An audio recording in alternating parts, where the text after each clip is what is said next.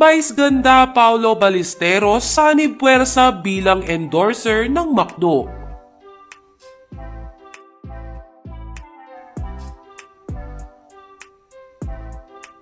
Usap-usapan ngayon ang ipinost ng McDo Philippines sa kanilang mga social media account. Ito ay matapos nilang i-anunsyo na magkakaroon ng partner si Unkaboggable star Vice Ganda bilang endorser ng McDo. Dahil naman dito ay agad na inalam ng netizens kung sino ang tinutukoy ng McDo na makakapareha ni Meme Vice. At sa kanilang pagsasaliksik ay napag-alaman nila na si EAT host Paulo Ballesteros ang makakatandem ni Vice Ganda sa McDo.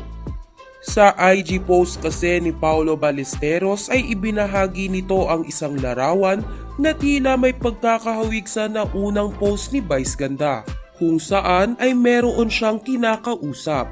Dagdag pa dito ang caption ni Paulo na nice ganda ng hair ko today. Dahil naman sa mga pruweba na ito ay na-excite ang mga madlang people pati na rin ang mga Dabber Cats.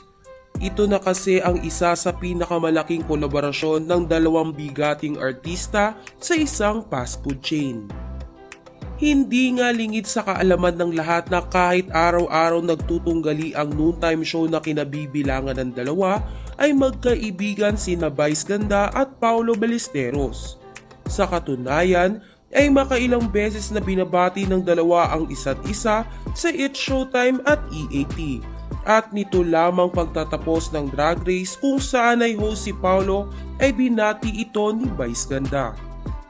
Samantala, dahil sa naganap na pagsasama ng dalawa sa McDo ay maraming napaisip na posible din magsama sina Vice Ganda at Paulo Ballesteros sa isang pelikula.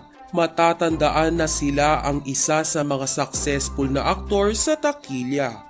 Kaya naman kung magkakaroon sila ng proyekto balang araw ay paniguradong papatok ito sa mga sinihan.